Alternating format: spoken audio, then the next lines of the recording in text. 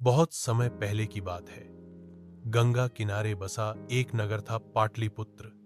यह नगर अपने सुंदर महलों, शांत बागों और विशाल पुस्तकालयों के लिए प्रसिद्ध था। उसी नगर में दो सबसे अच्छे दोस्त रहते थे, अनाया और अर्जुन। अनाया को किताबें पढ़ना बहुत पसंद था।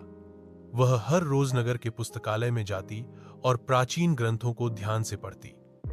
अर्जुन को चित्र बनाना और पुरानी कहानियों को लोगों को सुनाना अच्छा लगता था।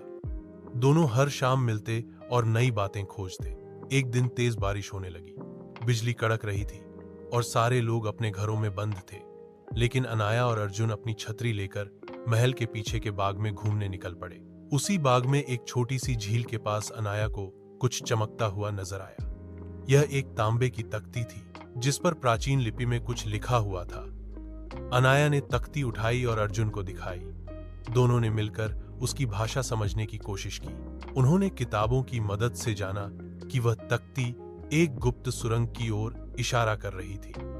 उन्होंने टॉर्च, रस्सी और नक्शा तैयार किया और रात को चुपचाप उस जगह निकल पड़े जहां सुरंग का प्रवेश द्वार था। अंधेरी सुरंग में जाते हुए दोनों का दिल जोर जोर से धड़क रहा था, लेकिन उनकी जिज्ञासा डर से कहीं ज्यादा थी।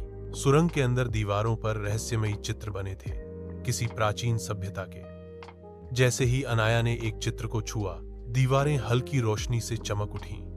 उन्हें अब विश्वास हो गया था कि यह कोई साधारण जगह नहीं है। थोड़ी दूर चलने के बाद वे एक खुले स्थान पर पहुंचे जहां खड़ा था एक विशाल और सुंदर अशोक का वृक्ष। उसकी पत्तियां सुनहरे प्रकाश में चमक रही थीं और उस पेड़ से एक अद्भुत शांति और गर्माहट फैल रही थी। अनाया ने वृक्ष को धीरे से छुआ, तभी उसकी आंखें बंद हो गईं और उसे दिखने लगे भारत के प्राचीन दृश्य, राजा अशोक, बुद्ध और ज्ञान की गाथाएं। अर्जुन भी मंत्रमुग्ध था। अचानक कुछ आवाजें आईं। कुछ अजनबी लोग भी उस सुरंग में प्रवेश कर चुके थे।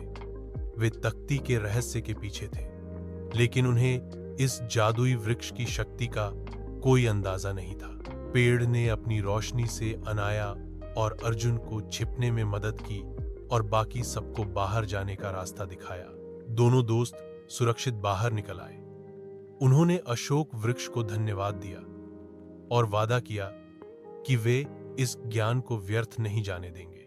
महल लौटकर अनाया ने यह सारी कहानी किताब में लिख दी और अर्जुन ने उसके लिए चित्र बनाए। अब दोनों नगर के सभी बच्चों को यह रहस्यमयी कहानी सुनाते। बच्चे बड़ी रुचि से सुनते और कहते, जहां ज्ञान है वहीं जादू है।